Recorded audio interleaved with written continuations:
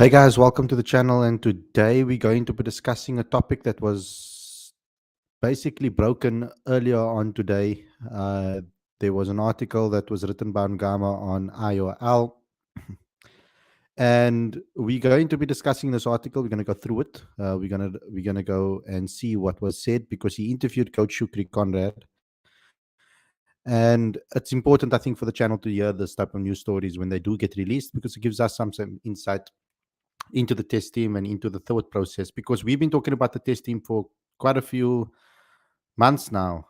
Ever since the New Zealand tour, we've been discussing the the test team. Even during the SA20, we were talking about the test team because obviously it's a very important cog in our wheel within South African cricket. I think that it's where the test team is sitting at the moment with the players that are available for that test nation. It's important that we have a look at these players because I feel that a lot of them can be all format players too, and or how their test careers go also kind of, I feel, determines kind of where the international career will go to.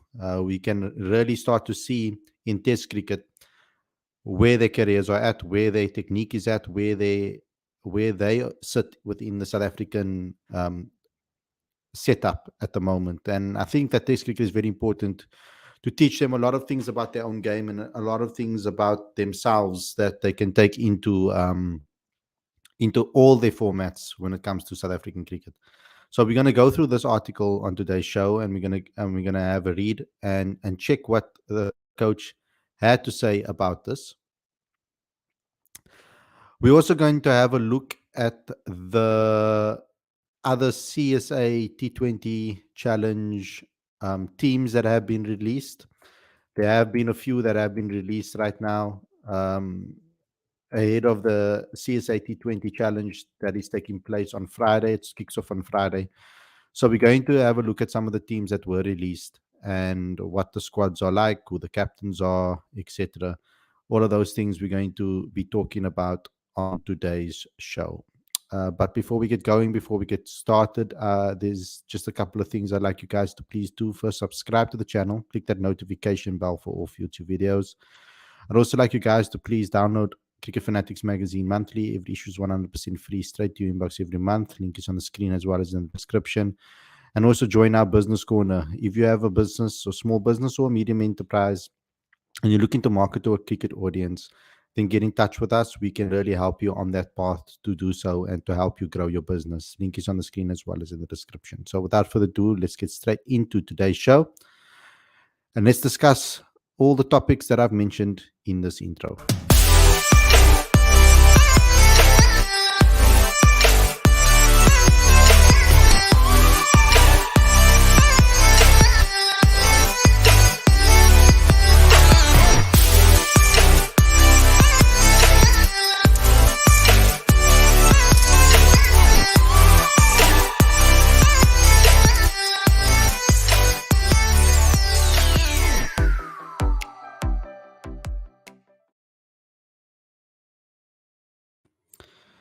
Good evening, everybody. Welcome to Cricket Fanatics Magazine. This is your daily show. I'm your host, Khalid, and this is the show where we talk about all the major talking points in South African cricket. And on today's show, we are going to be kicking off with Test cricket, of course, and starting to discuss that we're going to be looking at an article that was released on IOL bound Gamma. It was very well written article, and major talking points were made regarding the test side.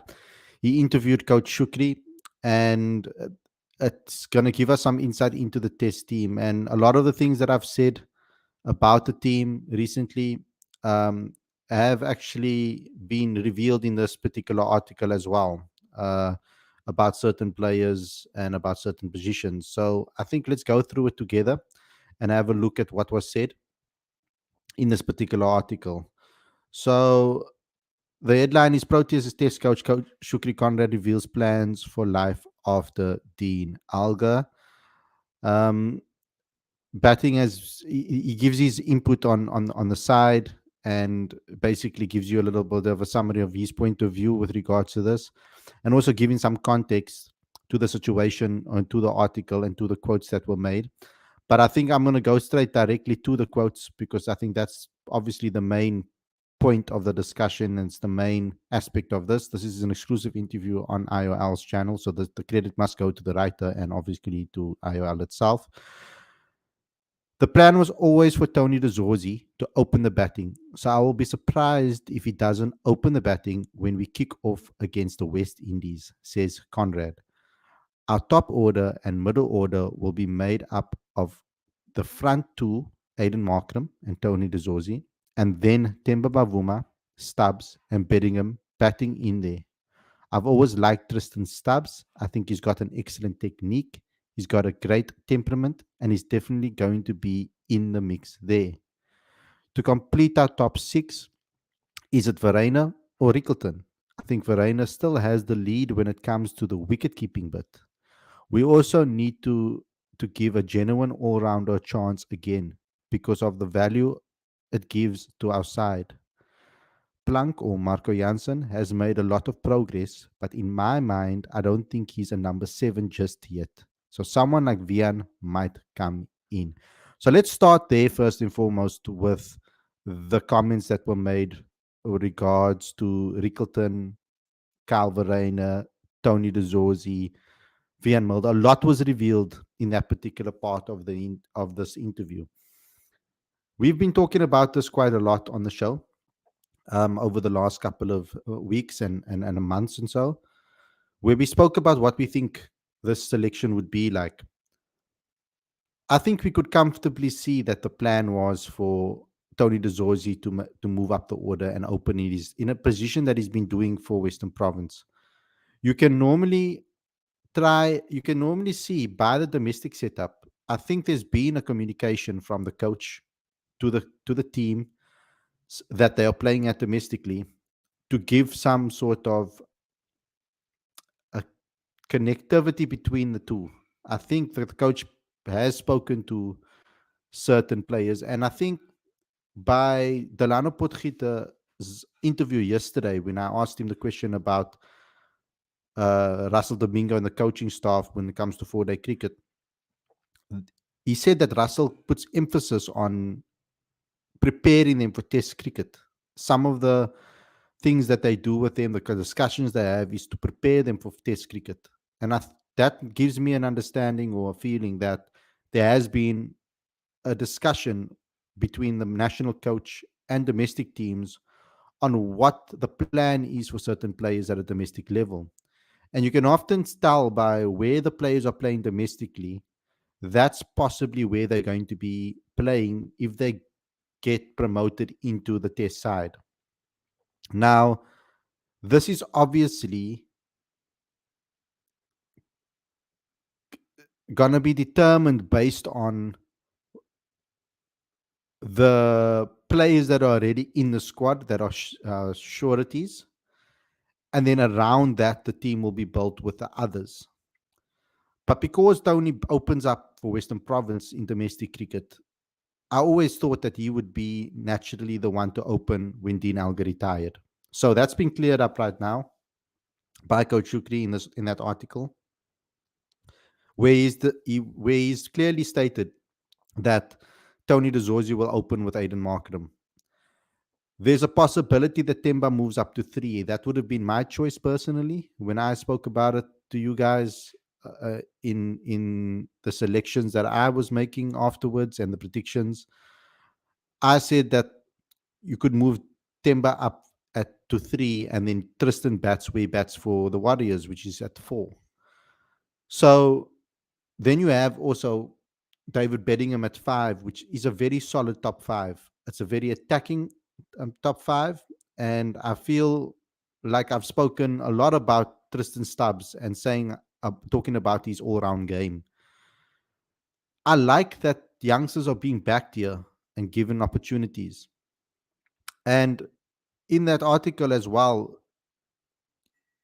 it's good to see that the coach has what is this playing? It's good to see that the coach has mentioned that you're definitely going to be in the mix there. Um, it's definitely good that that we've seen that he's going to give them an opportunity to try and have a run in the team. So I think that's important to know from a team perspective that he has certain plans and he's already thinking about that West Indies tour. And these are the players obviously that he's spoken about, and he can obviously pick up. I've spoken to you guys about his ability to be able to the coach's ability to be able to pick up on technique and temperament and all of those things that I think are important for with in that regard. Now, also good to hear that Rickleton is still in the thoughts. The thought process between Ryan Rickleton and Verena, which one to pick, that is in a discussion, and it seems like both of those players are going to be in competition for a spot. My only concern over there is that how many chances do they actually get? And we know that Coach Shukri is a fan of having a number 7 that can bat. He tried it with Mutasami. He's tried the extra batter. He's now also mentioning that he'd like to see. We tried Vian Mulder as well, and Vian's been in excellent form at the moment. And the reason why I would lean to more towards an all-rounder rather than having just a pure batter at 7 is because of that extra bowling option, and it gives you extra balance in the team when it comes to that bowling option. Having that extra bowling option is so important. So having an all-rounder at 7 is it's like gold dust. It's really really valuable to have. So I get the thought process because of having a 7-8 with Marco at 8, who's trying probably going to try and work his way up to becoming a number 7 for South Africa one day. He's still working on his batting, and his batting is still developing. So I think I like what I've heard in this article. I like the choices and the thought process. And when we do feel perhaps that we can take a risk with only playing 4 bowlers or 3 seamers and a spinner, or four out and out seamers. When we do decide that we're going to take a risk like that, then perhaps we will maybe see a number 7. It is a lot better to have a top order batter then that can bowl a bit. In those cases, if we had that luxury at the moment, that would be awesome. If Tristan Stubbs could work on his bowling a little bit more, that would be a massive bonus for to have him turn his arm over for a couple of overs in between. But I think this is a lot to do with balance of the side, and that's why we're looking for batting all rounders. It's important that we have those in the side, and we've been calling out for that for a very long time. So from a batter's perspective, I like what I've seen over there with regards to that. Let's just see what you guys have said about that. Um, Lauren saying, I always thought it should have been between Kyle and Riggs for the number 6 spot, and it looks like that will be the case, especially with all but confirming that Stubbs will get a run at 4. Seems like Kyle's wicket keeping might just give him the edge, but that's neither here or there as per Shukri, and not his batting. That tells me he has a decision to make. Does he back Carl's keeping, or does he back Rickleton's batting and give him a run like he will? Stubbs, Rickleton can also keep, not like he can't. Statistically, Carl's keeping is just better. Stylistically, yes, stylistically is better, and by stats, it's better. But also this season, his batting's been better. So when you look over a period of time, Carl's batting has been better from a statistical point of view in domestic cricket. And they both have technical flaws, I feel, in their game. And so it's about who you're going to go with. And that's the question.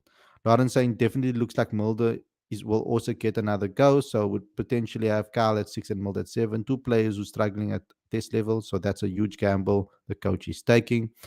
But you would also, no matter who you pick in that position, there might be a little bit of a struggle there because of that step up from domestic to test cricket. So you take a risk either way. So for the time for so f- so time for both these players to step up and deliver performances we've selected. Both Boucher and Shukri seems to show a lot of faith in them. So time they repay fans and coaching staff. Priyanshu says, "Do believe SA can defeat India? Do you believe SA can defeat India in India Test match?" Um, at this very moment, I feel this team needs a lot more game time. Um, if we apply ourselves correctly, it's possible. I mean, we do have some players that are decent against spin in that top order. So the Lion squad they made, okay, I'll get into that later. Mulder over Rickleton is a bloody joke. How many times Mulder has to fail internationally for SA to move on? Don't bring SA to Indian domestic. It's not international. Don't see point of five bowlers. Um, Lawrence saying Rickleton and Kyle are battling each other for a spot as per Shukri, not Mulder and Ricks. Um, Chatil says that's the exact problem. Both should be there. Do you think deploy for play for SA or England? I think he'll play. I mean, he's apparently qualified to play for England, so that's what I've heard. Conrad has a serious issue with Rickleton. Not gonna lie, I don't see the point of five bowlers with pitches SA play on, and Vian Mulder has done nothing internationally. But the West Indies apparently, uh, the wickets are going to be really good apparently, and that's perhaps the reason why. Vian showed signs against the West Indies at home. He just didn't convert that 40 into a half century. And his form has really turned around in all formats this year domestically. I think that there is a player in there that can do something, and I feel that he has worked on his batting a hell of a lot, which is something maybe that he didn't do before, because he was picked on his bowling and was probably given instructions to do a lot more work on his bowling when he was around the test side. But I think there's been more emphasis this season on his batting. So that's something that we need to also take into consideration. Um, Chatil says, why not both, Khalid? You're talking about Ryan and Carl? Purely because of the bowling option. Having the extra bowler, I think, gives good balance to the side, personally. But you guys might not agree with that. Chatisha, with tours of West Indies, Bangladesh, home series versus Pakistan, Sri Lanka coming up, you will need an extra batsman on tough pitches. This particular comments were made based on the West Indies series. Um, and from what I've heard, that the pitches are going to be quite quick and pace, and it's going to favor pace bowling. So the comments were made regarding the West Indies Test series. I think Coach Shukri will think about it probably before each series on what lineup he's going to pick. It doesn't mean that because he picks this team in the West Indies that's going to be the team for the next series. You take a lot of things into consideration. You take the conditions into consideration, who they're playing against, etc. The form that players are in as well, perhaps. All of those things are going to be taken into consideration as well when it comes, particularly when it comes to those bottom spots, 7, 6, 7, 8.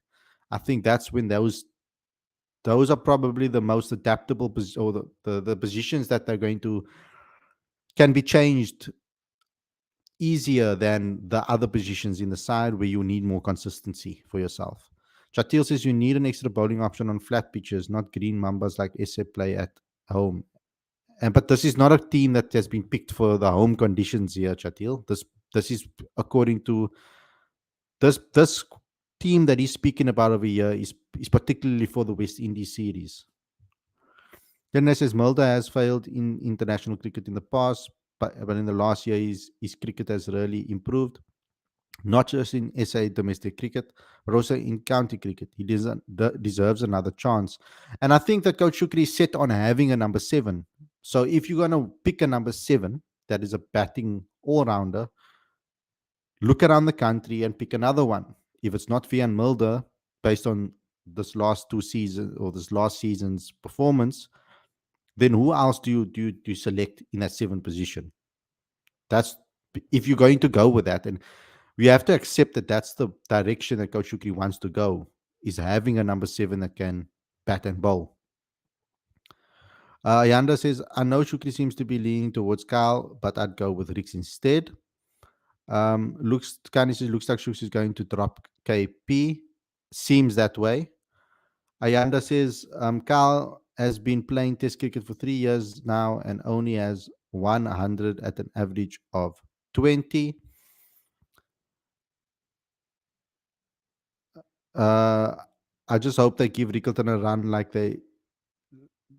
just like they did with Temba and KP. We don't have enough games to do that these days, Ayanda. That's the problem at the moment. South Africa don't play near enough cricket or Test cricket for us to give extended runs to too many players because there's such massive gaps between games. Um, when you look at the FTP again, and I give you guys a breakdown, you will see that because the problem is we don't play nearly enough cricket, particularly Test cricket, for us to be able to give players extended runs.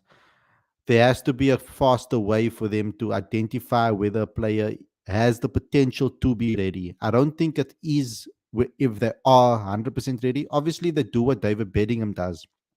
David Bedingham is a lot older, has a lot more experience domestically, playing around in England and playing in South Africa. At the age that he's at, he's kind of solidified in his role and his style of play.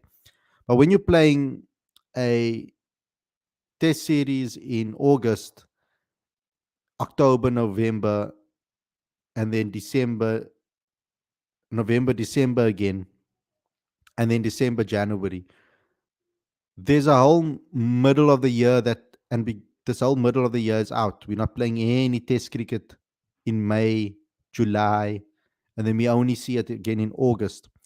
And the problem is not just when we're playing; it's the how many tests we're playing. 2 tests against West Indies, 2 tests against Bangladesh, 2 tests against Sri Lanka, and 2 tests against Pakistan. That's nowhere near enough games for us to be able to for the coach to actually assess everybody and see what they are capable of when it comes to whether they are ready or not. Um, Ayanda says, I'm fine with Mulder at 7, but he and Kyle are big gamble at 6 and 7. Why no Neil Brandt? Because they backing Tony DeZorzi as the opener. Mohammed, what's your opinion? What's your thoughts on Rickleton at 7? Personally, I feel that Rickleton is a batter that should bat higher up. Um, 4 or 5 roundabout days where Rickleton should be batting.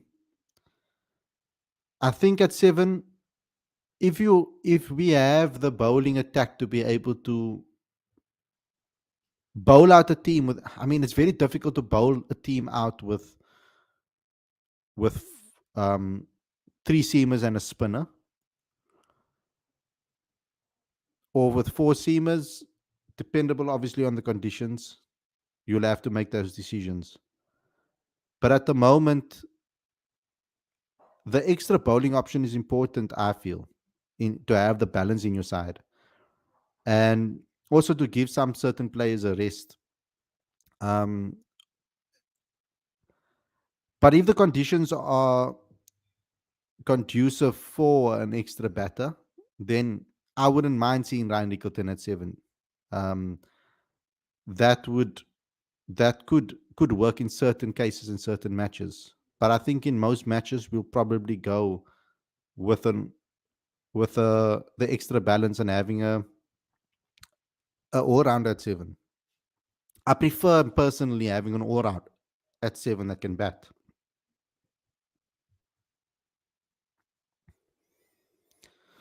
Dumezweni says, it looks like AP blew his chance in New Zealand in any case. David raised his hand. I'm happy for him. I wouldn't mind Stubbs getting gloves sooner.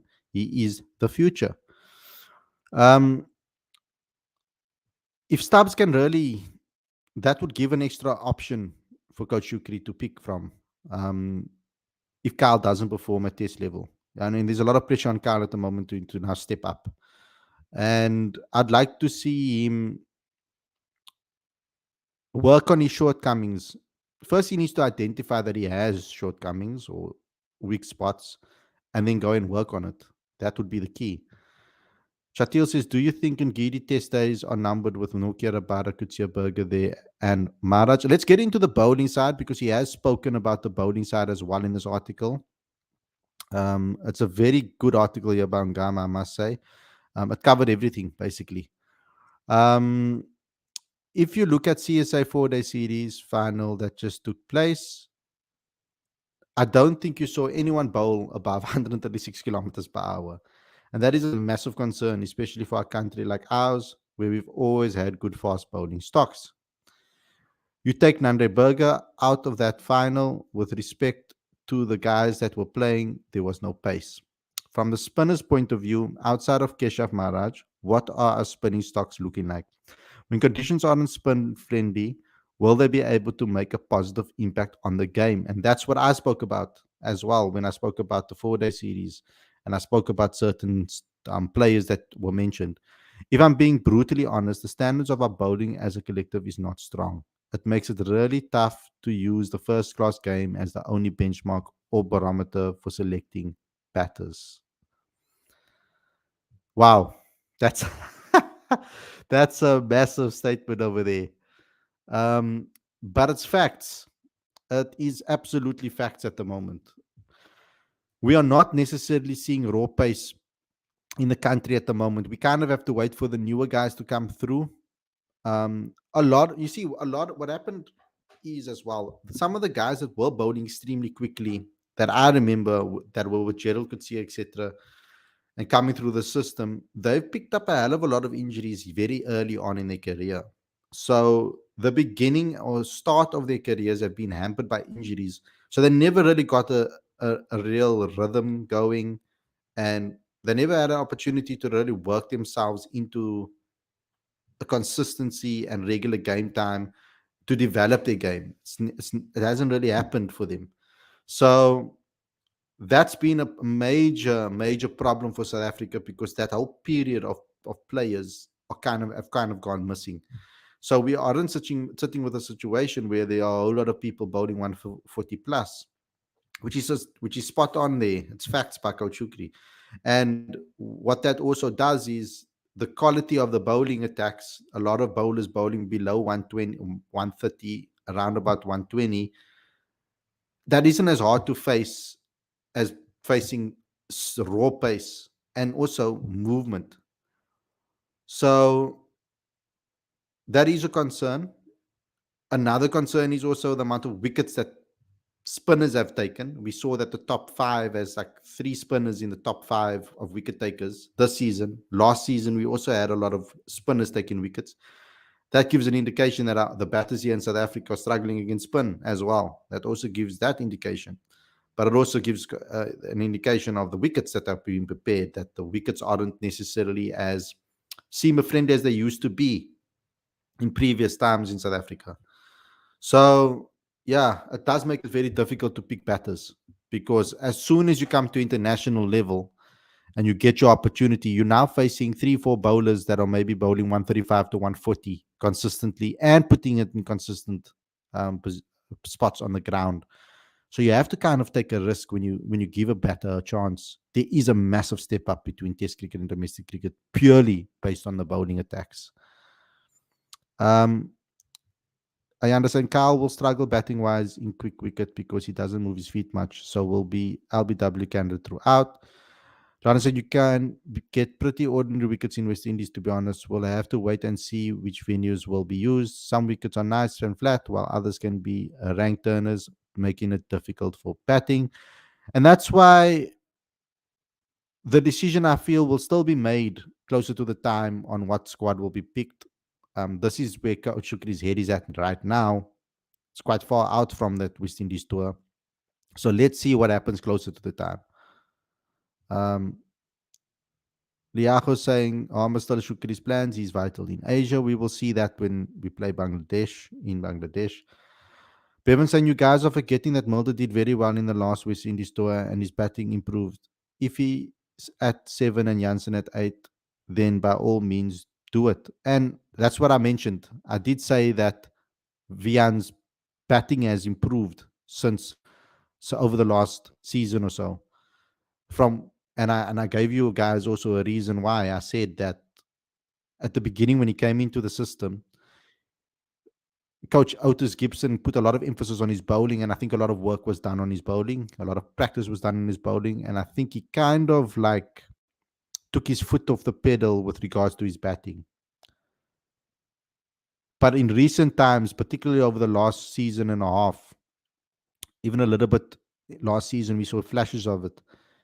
He's been working on his batting. I remember last season, I think it was, in the game against Western Province at home, when he lost his wicket, he went straight to Prasanna into the room to go check so that they can learn on where he can improve.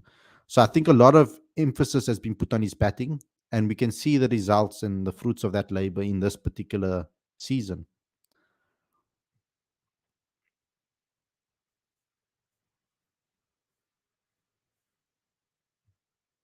Kani says Khalid Vian is one of the top run scorers this season. He performed well in the SA20 as well, which is another step up in his game. He want to perform at international level. It solves our major problem 100%.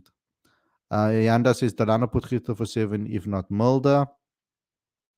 Yeah, but I mean, Delano needs a lot more game time, I also feel. Um, he hasn't really been playing much cricket. It was incredible what he did in that final, though. And I think a little bit, he's in the peripheries. Um, we should keep an eye on him. Lawrence says, Khalid, you say we don't play a lot of games, but yet when people are calling for Ricks to get a go, we are told Carl will get backed. Carl has been backed, so when are we backing others? Has Carl been backed? We all felt that Carl shouldn't have gotten dropped in the first place. So, I mean, a lot of us thought that. So he got two tests in very difficult conditions in India. Against India. I think we give him the West Indies series and we take it from there. Um, the problem is we only play 2 games. So when do we give players a chance? So we're going to be chopping and changing that every single time. If we give Ryan Rickleton 4 games and he doesn't perform, do we go back to Carl again? What do we do in that scenario? So we need to Coach Shukri has to make a tough decision over there. I don't know the answer, to be honest with you. Um, for me personally, I don't. I only say that Carl is slightly ahead because he has a test 100 to his name. That's really literally, and a couple of 50s to his name. That's the only reason why I will say Carl, and because his keeping ability is really magnificent. But I also believe that Carl Rickleton deserves a chance. But so either way that Coach Shukri goes between the two of them, whatever he decides, I'll be okay with. Um, because both players are great players and they both deserve an opportunity to show what they can do at test level. So I'm going to sit on the fence with that one because I do believe that Kyle deserves the West Indies series. If he doesn't perform, we should make a decision after that. And it depends how he doesn't perform. Like, it's not just about not performing, it's how he went out, how he lost his wicket. That also needs to be taken into account.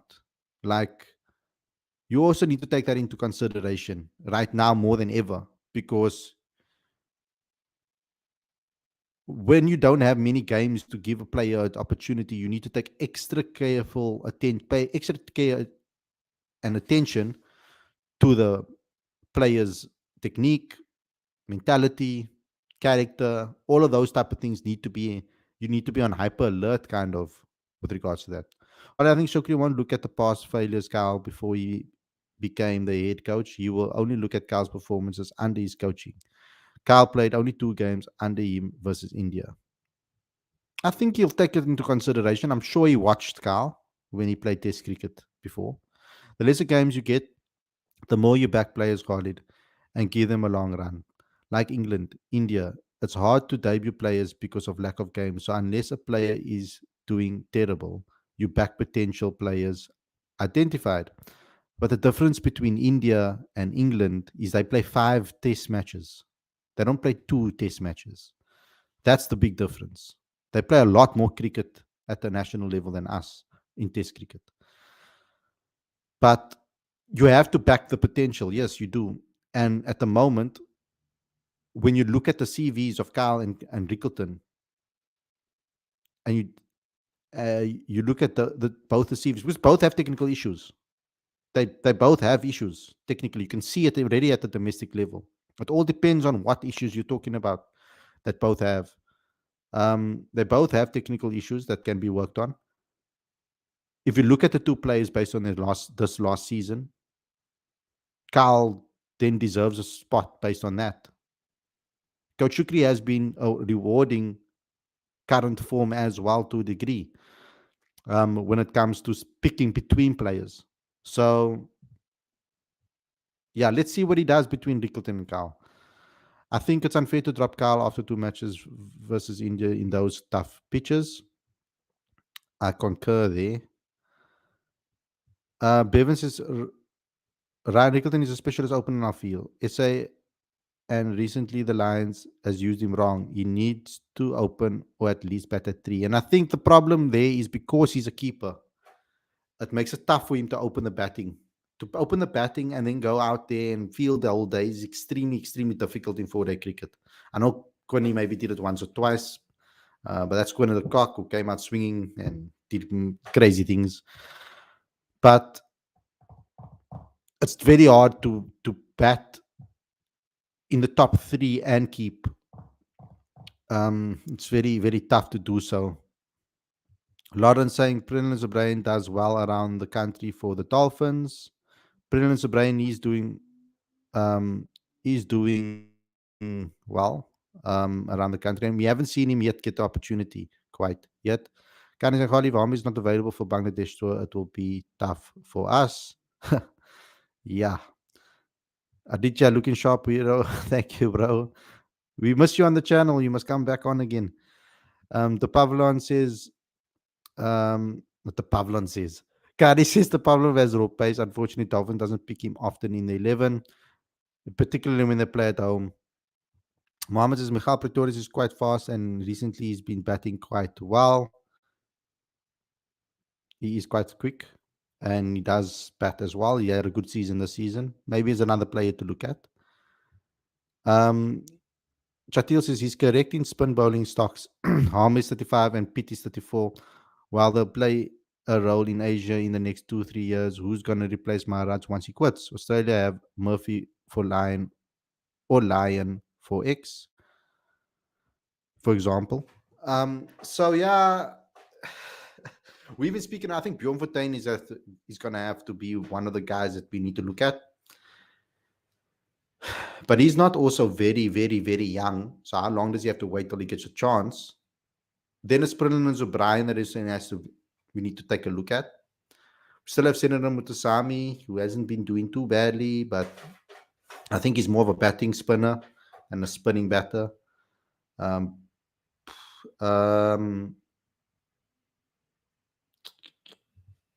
Who else is there? I mean, Carl Simmons, but I've mentioned before about Carl Simmons. The only issue I have a little bit with regards to Carl is when the pitch is not spinning. He's not very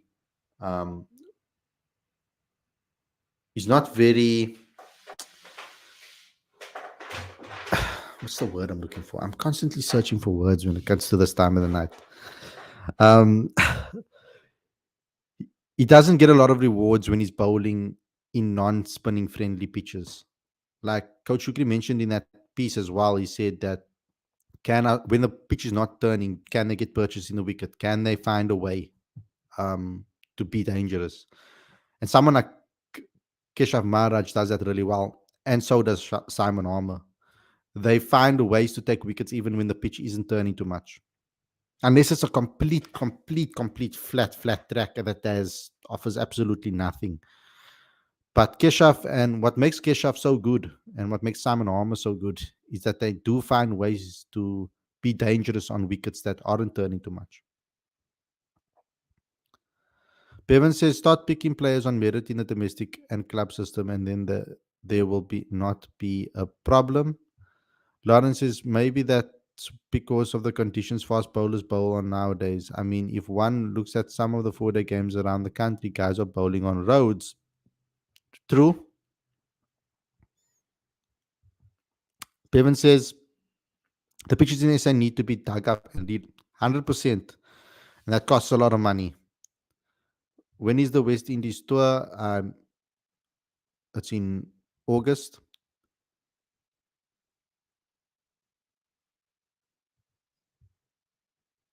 Mulder's growth with a bat is in line with what you would expect for his age. Very few all rounders have ever been serviceable before the age of 25. We heard Delano speak yesterday about the peak of cricketers, saying that the peak is around 27, 28, around about that age. West Indies is do or die if for Mulder and Kyle. Pavuma to bat at 3 or Stubbs. I would move Pavuma to 3 and then bat Stubbs at 4 personally. But I guess it's interchangeable. Lawrence saying, don't think we should dismiss that Rwanda Swat did against a very good New Zealand bowling attack. Hope Shukri won't overlook that. I don't think he'll overlook that. I think that he knows very well what Rwanda did for him. Sometimes you have to make the hard decisions. Um, when a specific player, a specific player is better than another player, and you can see it that there's a difference in their ability. You've you've got to make the hard decisions still. Now, I think that Rwanda Swat played amazingly in New Zealand, but you can see that he the his fight carried him through that match 100%. His positive mentality and his fight. There were a lot of instances where he got a bit lucky, but all players do. But I think he needs a lot of credit for the way he stood up and fought for South Africa in that particular match. Ayana says meetings. Both Kyle will go to West Indies as keeper. Both Kyle and Rickleton will go, and maybe Ricks will get a chance as a batter. Meetings both. Kyle will go to West Indies as keeper, and maybe Rickleton will get a chance as a batter. Perhaps we could see that too. Mohammed says Aiden, Dzozi, Pavuma, Rickleton or KP, Beds, Kyle or Stubbs, Mulder, Janssen, Maharaj, Rabada, Nokia. And when we're giving Rabada and Nokia a rest, if Kutsia, Berger, or one of them playing for fast, we at least have a chance now to rotate with Nandre, Gerald, Marku, Rabada, Nokia, and then you throw Lungi in the mix. We can at least rotate players in the test setup at the moment because of the emergence of Gerald Kutsia now. So that is a nice thing about having a good solid fast bowling unit, and that's why we need some extra younger guys coming through the system. And this is meetings. Both Kyle and Ricks will go to the West Indies as keepers, and maybe Ricks will get a chance to play as a batter. Okay, I got that. Why no Neil Brandt for West Indies? He's better than Dzozi, in my opinion. I don't know what you're basing that on.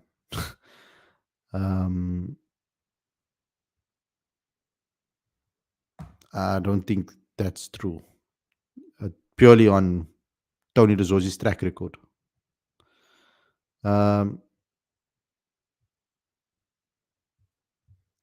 Do we play enough test for rotation though.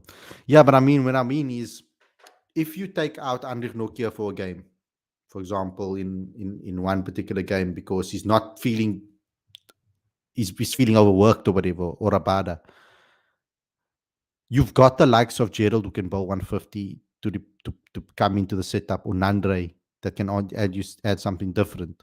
So the option is at least there. Doesn't mean you have to use the option. I'm just saying it's nice to have the option, to have that depth. Lana says, I think KP may have played his last test match against New Zealand. Rickerton will most probably replace him in the 15-man squad as extra batting cover and keep Akiri. I think that will probably happen. Um, Sam says Aiden should be a permanent number 4 for SA. I disagree. Lawrence says, don't think Shukri will talk about Rix if he doesn't intend to pick him for the West Indies series. So that tells me KP is out of the plans now. I agree with you there. I think so too.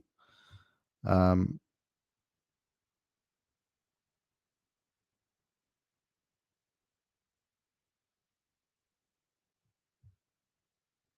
what did Zorzi has done to be a lock for opening?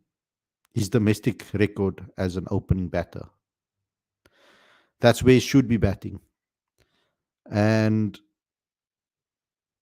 perhaps you'd feel a lot more comfortable batting as an opener in the lineup. Batting with Aiden Markram at the other side might have an influence on him too.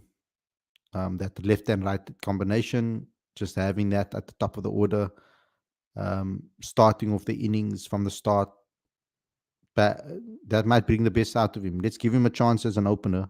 He's already in the squad.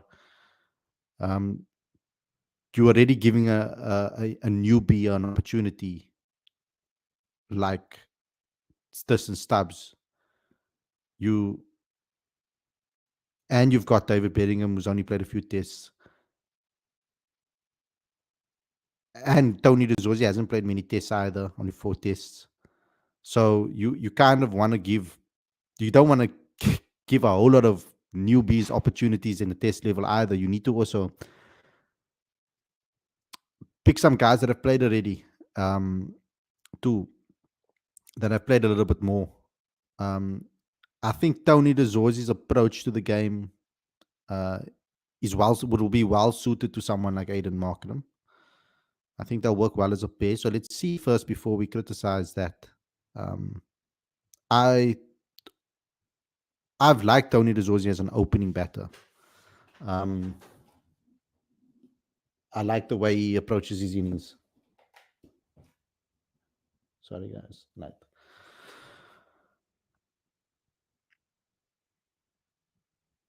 Bevan says Ryan Rickerton can open or bat at 3 and Calvering can keep. Look at what England did with the Butler and Bairstow. So then we're going to have to make a decision. Do you want Ryan Rickerton or do you want Tristan Stubbs, if that's going to be the case? Hope they do not forget to back batters like Reinhard van Tonder. He can be the next Williamson. Looks technically sound batter. Mohammed says, what about Beds as wicketkeeper, or does Swat or can also keep as well? But they're part-time keepers. It's a whole different story to keep. If you haven't been keeping for a while, people think that. So for test cricket or 4-day cricket, it's very difficult just to throw the gloves at someone that hasn't practiced keeping and tell him go keep. It's not that easy just to do that.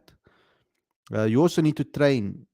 You also have to do wicket keeping training. I know that the guys put extra time into training after practice on the keeping.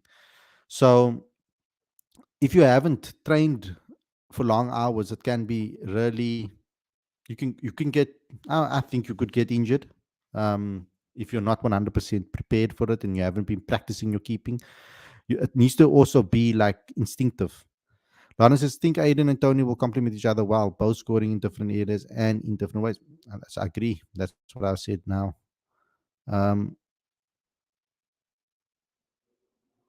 Khalid, any Titans players practice sessions for CSA T20 challenge? Bro, I'm not gonna be, I don't live in Pretoria, so we don't get access to the training. I'm not there.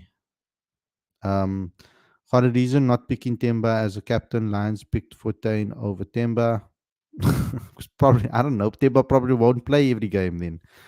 Let's get into that, into some of the squads that have been announced. I see you guys already talking about that. Let's start with the Lions team.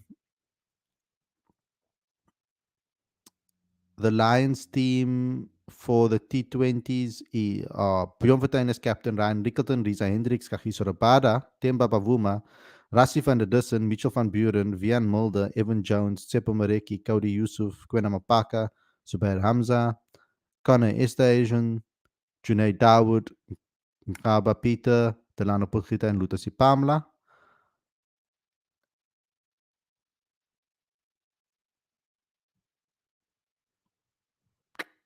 Lions squad. Wow. that's a that's a proper team that. Um that's a crazy team actually, a stacked team. So all the best players ultimately that are there. Then the Rocks, sorry, Peter Malan, Yanaman Malan, Keegan Peterson, Claire Fortuin, Avima Majima, Michael Copeland, Christian Jonker, Federico Adams, Sean Van Berg, Hardesville Yun, Clinton Steelman, Akona Manyaka, Aishel Kluti, Siamaima, Imran Manak, Giovanni Barron, and Adrian Tutoy. There's no Proteas here, so it's just going to be the exact same squad that they've been picking all season. Um, then we've got the Inland squad that was released today as well. Is it? Here we go. The Inland squad is Michael Erling, captain, Cameron Dalport, um, Tamasanka Kumalu, um, Malcolm Nuffel, Cameron Shackleton, Carl Nipper, Keith Tajan, Delivio, Red Guard, don't even know that. Alindile, Mechletwa. I don't know a lot of these players, guys. Some Smang Galiso, Nichlebela, Kirtland, Manikam, Munli Kumalo, Bulela Budaza, and Ruben Trippelman. Then the Western Province team was also announced.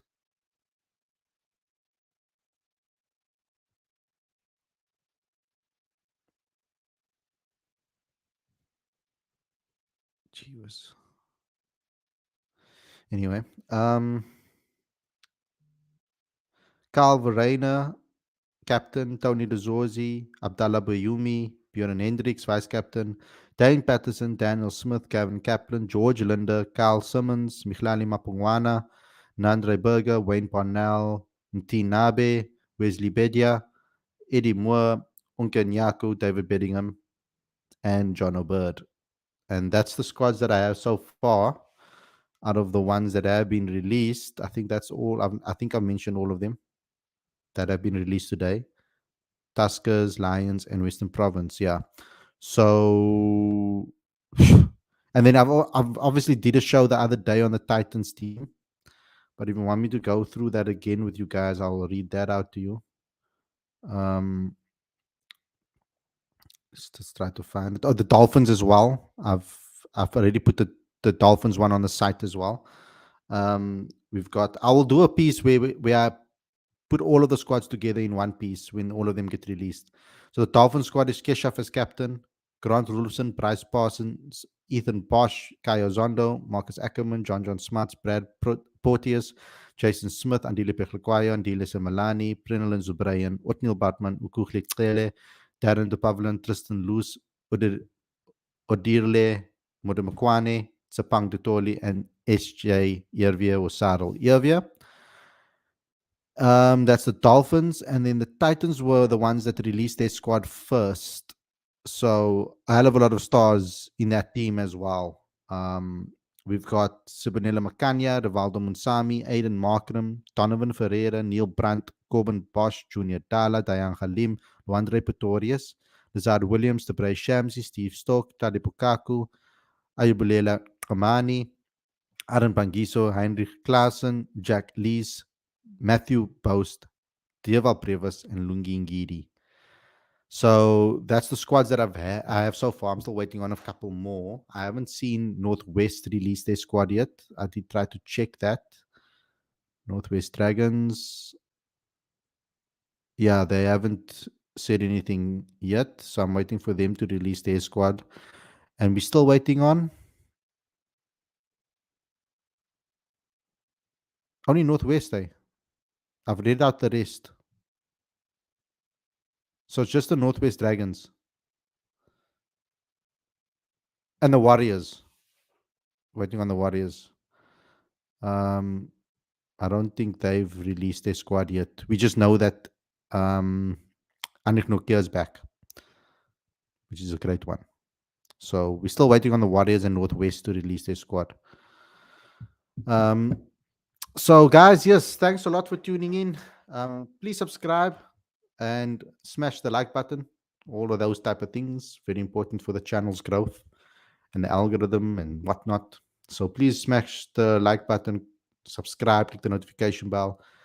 Thanks a lot for joining in and being so talkative in the live chat today. It really helps me a lot. Gives me a lot of brings me a lot of joy when you guys are active in the live chat and talking to me and conversing with me and giving me your opinions and disagreeing with me, etc. I enjoy it and I like it and I learn a lot from you guys and you make me think about certain things because I might have an opinion on something and then you say something else and then I have to think about it and I'll be like, maybe you guys are right, maybe you're not right, maybe we don't know who's right or wrong really, but ultimately we all have opinions and that's what this platform's about. So thanks a lot for tuning in. Hope you guys enjoyed this episode and I'll see you guys again very, very soon for another episode. Stay safe, enjoy the rest of your evening, and peace out, everyone.